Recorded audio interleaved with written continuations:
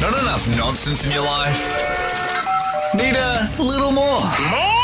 Well, get ready, because these two have it in spades. Loose talk. What are you talking about? Nonsense. Even looser opinions. Please explain. And you're along for the ride. Everybody strap in! This is The Burble with Benny and Az.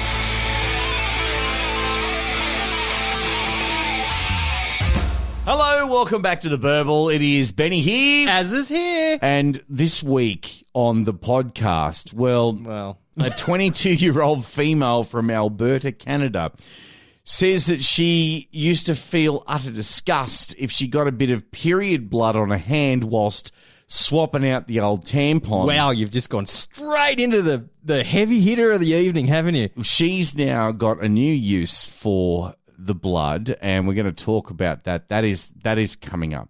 That is coming up. I wish it wasn't. I really. wish it wasn't. A mum has been left mortified after she accidentally gave a tradie more than she bargained for. When she sent him a message, she accidentally sent the tradie pictures of her. It's a whole category on Pornhub. I don't know why she was mortified. Yeah, well, she was mortified. I'll give you that. To clean the pool. As you've brought some Nat Geo Wild style. When animals attack. Yeah, what's going on? Well, US investigators have alleged that a man kept a caged attack squirrel in his apartment and fed it certain substances to ensure it stayed aggressive. Can't wait for that. There's huge fines in Australia, and look, we need to watch out for this, because you know the potty mouth comes out when we go down the local Emporium of Ale. Comes out here. It comes out everywhere, really. In the beer garden at the Burble Studios. But we need to watch out, because now we apparently are, apart from bikies and drug dealers, we are now target number one. Really? Yeah. Why, are they cracking down on people that say taxi when someone drops a glass? Well, they're cracking down on everything, but we're going to talk about that. It's all coming up on The Burble. Loose talk. Even looser opinions. This is the best show on earth. This is The Burble. All right, kicking off, this mother has been left mortified after she was getting some work done by a tradie, and she had to send him some photos of the work that needed to be done. So he could get okay, I get it, I dig, I know what I need to do, all that kind of thing. But then she was also in another conversation and I've done this. I've sent you text messages to my partner that I thought it was multiple times. And it wasn't like dick And pics. fun hilarity issues, and I send silly messages back. Yes, you do. Yep. That's fine. So anyway, this mum has been left mortified. She accidentally sent a racy snap of her asshole to, well, the full bum. Maybe not the chocolate. So was she standing over a mirror or something? No, not the chocolate starfish. Right. Of her booty, as she puts it, to a tradie when trying to organise new carpets to get fitted. It's hardly X-rated. You'd go up the alphabet a bit for a booty, wouldn't you? Maybe like M-rated, P, Actually, O-rated. Would you call a carpet layer a tradie? Yeah.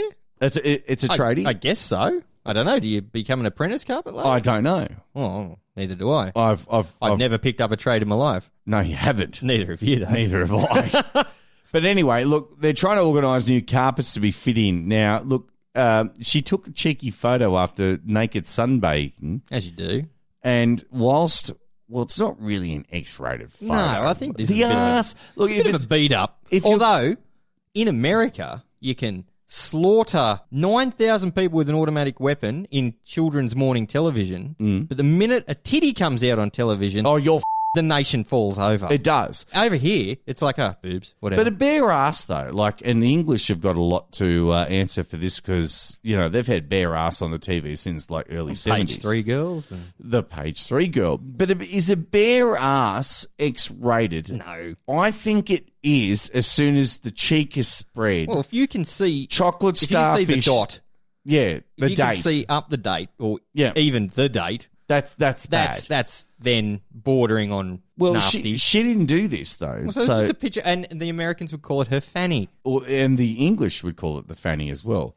even though there was a character called Fanny on Think No, I don't Upstairs, think Downstairs. I don't think the pommies call bums fannies. I think they just call fannies fannies. No, I think they call it Fannies too. Oh, I don't know. Our UK listeners, if you would can you like clear to that send up? us, clear it up for us. Send us a message via Get off your fanny and Get tell off us what your it fannies. is. Get off the fan and send us a message via our Facebook, which is the Burble AU. But she took this message, which was meant to go to her new love interest, and she embarrassingly hit it and sent it to the wrong recipient. The unsuspecting recipient was a man who was set to fit her new carpets. So she's been communicating with him. All of a sudden, bang, out of the blue, there's a picture of her ass. Now, look, I don't know how they go about getting discounts in the UK, but Well, that's probably not how you go about it. it depends what sort of tradesman he is, I guess. Whether or not, yeah. Well, I mean, like, If he's- carpets cost money. Yeah. Can't do it. Oh, I how's he gonna- can't pay for this. We'll have to work something out. Boom, chicka, wow, wow. Boom, boom, boom, boom, boom, boom. Here's my ass. Anyway, after she realised her mistake, she sent a flurry of apologetic messages to the unsuspecting tradie, who took the saucy blunder very well. So here's the photo we're looking at Hang right now. on. Hang on. What is that tat? It Sorry. looks more like she's had a skin cancer burned off. Okay. Hang on. That looks Right. like a choo-choo train. It kind of does, but no. Right, so she's embarrassed because she sent a photo of a sunburnt ass to a complete stranger who was coming to lay carpet in her house. Here we are on the Burble supercomputer at our news database. Wait, I just need to go deeper. Yep, so Yep. the results are coming up. Here we go. All right, so the results are here. You go. So why the is the photo on the internet for everyone to see if she was embarrassed about sending it to a perfect stranger? 100 bazillion gazillion people have now seen her ass, which, ladies, don't hate me, isn't that great? By the way, it's a little bit saggy. It's got a weird tat on it. And it's sunburnt. So she sent the message as, okay. Then she gets a reply back from the bloke who's laying the carpet, right? And he goes, don't worry about it. Then he proceeded to answer her question about underlay, saying it gives a better feel underfoot and helps the carpet last longer. She herself shared this conversation. She shared it online on Facebook, and it went viral, obviously. It's going to, racking up more than 2,000 shares. Now, she basically has gone on, I messaged her company for a price on carpet for my stairs and landing. He's asked me to send pics. I'm mortified. I've sent a picture of my asshole. So she realized what she did, was unable to undo the mistake, and is now tormented by her bare booty. Apparently, she took photos to send to another friend of hers going, look how sunburnt my ass got when I was sunbaking. But earlier in the story, it looks like a red potato before you cook it. It really does. I'm sorry. Earlier in the story, though. Earlier in the story, she said she was going to send it to a new male friend, not just a friend. Oh, yes. This story's fallen apart before our very eyes, Benny. Yeah. I think we've been clickbaited. No, I don't think so. I just think that it's a shit story. It got worse as further it went along. The headline was great, and then it went downhill kind of like the Eels season. Yeah, well, that's true. Yeah. But look, I don't think it went to shit, as you say, because you'd have to peel the cheek, cheeks apart, and then wait for a certain time of day. Look, I don't know if she got a discount on the carpet laying. Well, I do know for a fact that he was there to lay the carpet and then not munch it. well, yeah. I mean, it's a good thing she didn't send the full date picture. You know why? Why? Because then he would have been able to match the carpet to the drapes, I guess.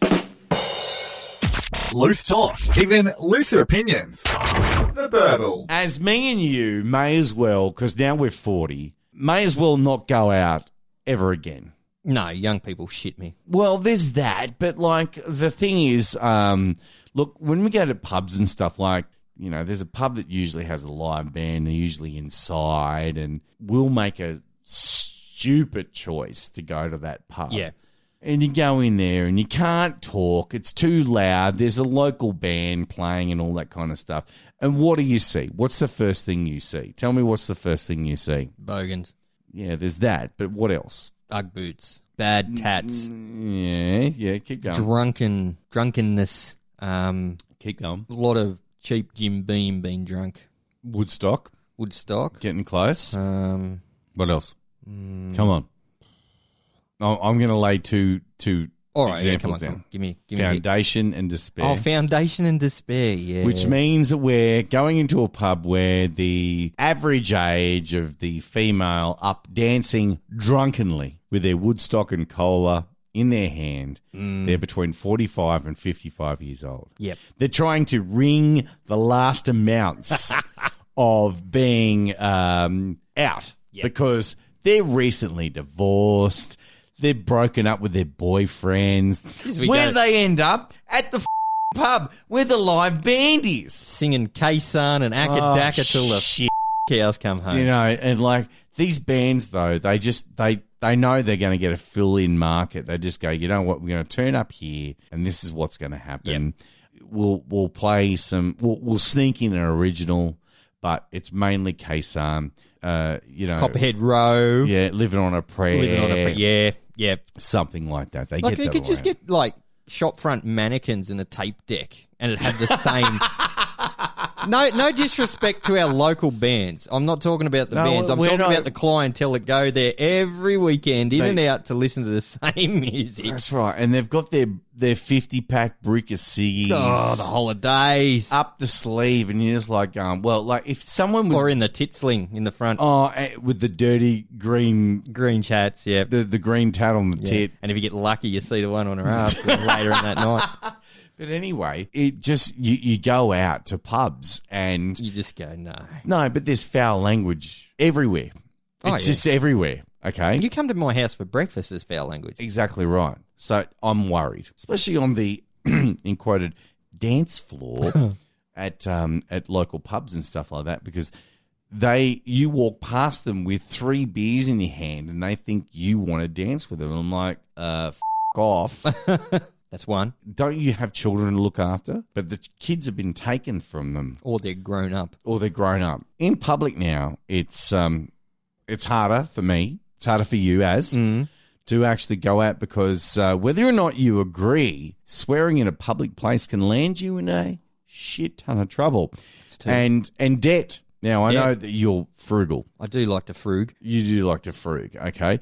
So even though it's more normal now to drop a swear word. To be able to do that when you're frustrated, it's actually considered illegal when you go to parks, beaches, and restaurants right across Australia. So the Summary Offences Act of 1988, great year, bicentennial, tall ships in the harbour, Hawke is the Prime Minister, but no. A person must not use offensive language in or near or within hearing from a public place or a school. Now, outside of my house is a public place, okay? I don't tend to turn up to schools outside and go, I'm going to get a swear fest. Actually... I'm not going to say bitch, bitch. Scott Morrison. This is worrying for me now that you've actually laid that out there. You actually live across the road from a school. And a church. Oh, my God. I really do.